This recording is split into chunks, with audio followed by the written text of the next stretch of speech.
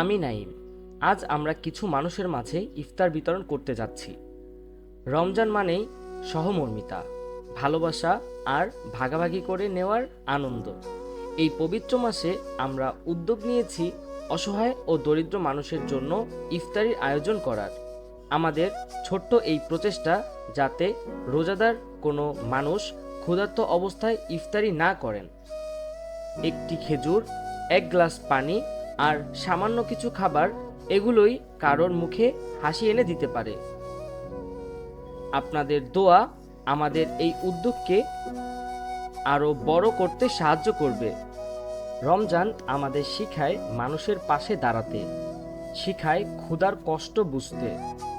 ভাবুন তো, আমরা যখন পরিবার নিয়ে ইফতারের টেবিলে বসি, তখনও অনেক মানুষ আছে যারা সারাদিন রোজা রেখে ইফতারির সময় একটুখানি খাবারের পানির জন্য অপেক্ষা করে।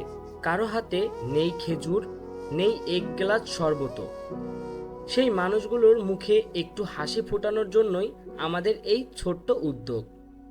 আমরা চাই অন্তত কিছু মানুষ যেন ইফতারের সময় একা না থাকে, ক্ষুধার কষ্ট নিয়ে বসে না থাকে।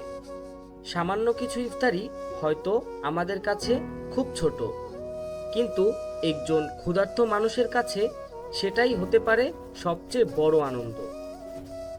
আসুন আমরা সবাই মিলে মানবতার হাত বাড়িয়ে দেই।